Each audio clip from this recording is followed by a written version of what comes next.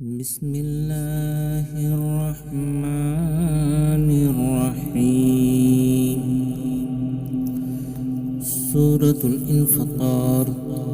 سورة الانفطار مکی، اس میں 19 آیتیں اور ایک رکوع ہے۔ تعارف، اس سے پہلے والی صورت میں آخرت کا بیان ہے۔ اس میں قرآن کو دلیل کی شکل میں پیش کیا گیا ہے کہ اللہ کا کلام ہے، جو اللہ کی جانب سے ایک مقدس، قابل اعتماد اور امانت دار فرشتے جبرائیل کے ذریعہ صادق و امین محمد صلی اللہ علیہ وسلم پر اتارا ہوا کلام ہے،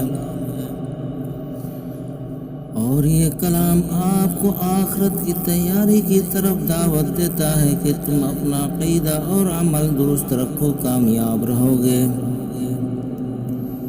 مگر کفار و مشرکین نے قرآن کو کاہن کا کلام اور شاعر کی شاعری کہہ کر رد کر دیا۔ جو لوگ اللہ کے کلام اور کاہن کے کلام میں فرق نہ کر سکے، وہ رات اور دن میں بھی فرق نہ کر سکیں گے، حالانکہ رات اور دن میں بہت بڑا فرق ہے۔ رات اندھیری ہے تو دن روشنی اور اجالے سے مالا مال ہے۔ اسی طرح کفر اور اسلام میں بہت بڑا فرق ہے۔ سورہ انفطار میں آخرت کی دلیل اس طرح ہے کہ اللہ تعالیٰ نے انسان کو اشرف المخلوقات بنایا۔ بارش میں پیدا ہونے والے پتنگے کی طرح انسان نہیں ہے، جنگل میں چرنے والے جانوروں کی طرح انسان نہیں، آسمان میں اڑنے والے پرندوں کی طرح انسان نہیں۔ اللہ تعالیٰ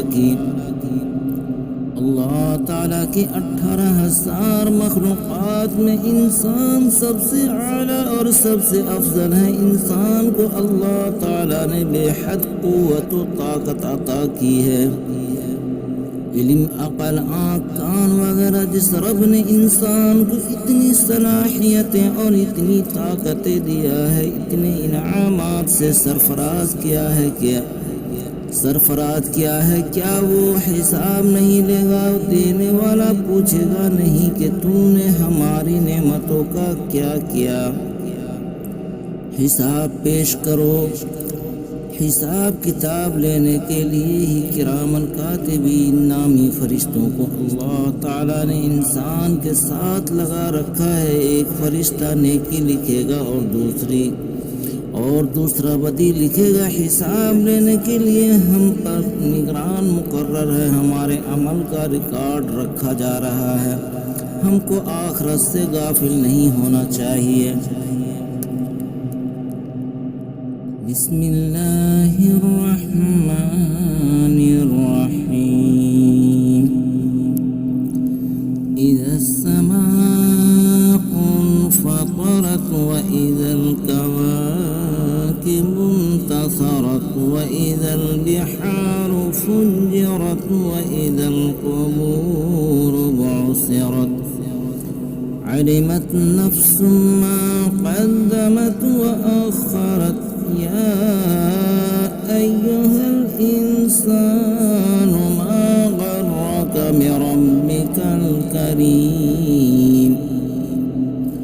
الذي خلقك فسواك فعدلك في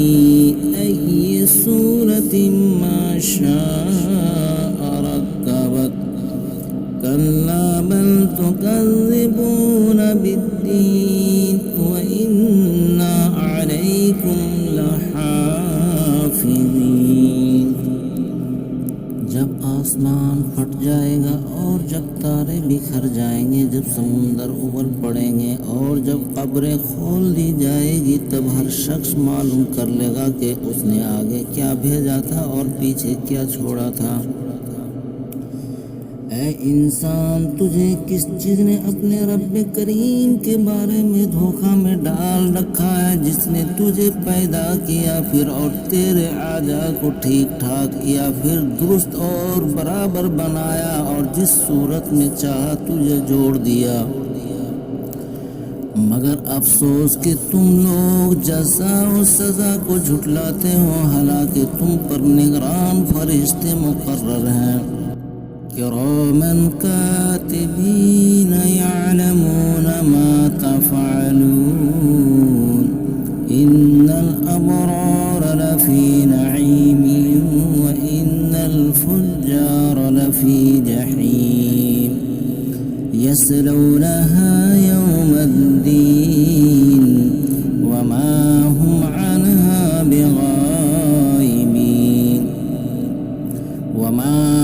أدراك ما يوم الدين ثم ما أدراك ما يوم الدين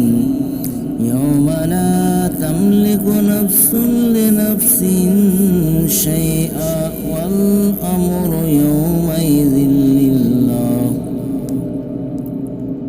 حالانکہ تم پر نگران فرشتے مقرر ہیں جن کا نام کرامن کاتبین ہے اور تمہارے ہر کام کو جانتے ہیں نیکی کرو گے تو نیکی لکھیں گے اور برائی کرو گے تو برائی لکھیں گے یقیناً نیک لوگ نعمتوں سے بھری جنت میں ہوں گے اور برے لوگ جہنم میں ہوں گے قیامت کے دن اس میں داخل ہوں گے اور وہ اس سے الگ نہ ہوں گے ہمیشہ اس میں جلتے رہیں گے اور تمہیں کیا معلوم کہ بدلہ کا دن کیا ہے میں پھر کہتا ہوں کہ تمہیں کیا معلوم کہ جزا اور سزا کا دن کیا ہے اس دن کوئی کسی کے کام نہیں آئے گا اور فیصلہ صرف اللہ کے ہاتھ میں ہوگا اللہ تعالیٰ کسی کے لیے جہنم کا فیصلہ کرے تو کوئی اس فیصلہ کو بدل نہ سکے گا اس دن کوئی کسی کے کام نہیں آئے گا اور فیصلہ صرف اللہ کے ہاتھ میں ہوگا اللہ تعالیٰ کسی کے لیے جہنم کا فیصلہ کرے تو کوئی اس فیصلہ کو بدل نہ سکے گا آخرت میں اللہ تعالیٰ نیکوں اور بدوں کے ساتھ ایک جیسا معاملہ نہیں کرے گا نیک عمل کرنے والے جنت میں داخل ہوں گے جہاں وہ ہمیشہ آرام سے رہیں گے اور برا عمل کرنے والوں کو اللہ تعالیٰ دوزخ میں ڈالے گا جہاں وہ دردناک عذاب میں تڑپتے رہیں گے بعض لوگ کا یہ خیال کہ اولیاء کے وسیلہ سے کیا کسی بزرگ کی سفارش سے ہم جہنم کے عذاب سے بچ جائیں گے تو یہ بات صحیح نہیں ہے کیونکہ آخرت کا مالک صرف اللہ ہے سفارش کا مالک بھی اللہ ہی ہے اس کی اجازت کے بغیر کوئی سفارش نہیں کر سکتا قیامت کے دن سارے انسان تمام فرشتے اور جن اللہ کے سامنے سب باندھے غلاموں کی طرح ادب سے کھڑے ہوں گے سفارش کرنا تو دور کی بات وہ بات بھی نہ کر سکیں گے سفارش کے لیے اللہ تعالیٰ نے چند شرطیں رکھی ہیں نمبر 1 اللہ اجازت دے نمبر 2 جس کی طرف اللہ اشارہ کرے سفارش اسی سے متعلق ہوگی نمبر 3 سفارش کرنے والا صحیح بات کرے وآخر دعواہم الحمد للہ رب العالمین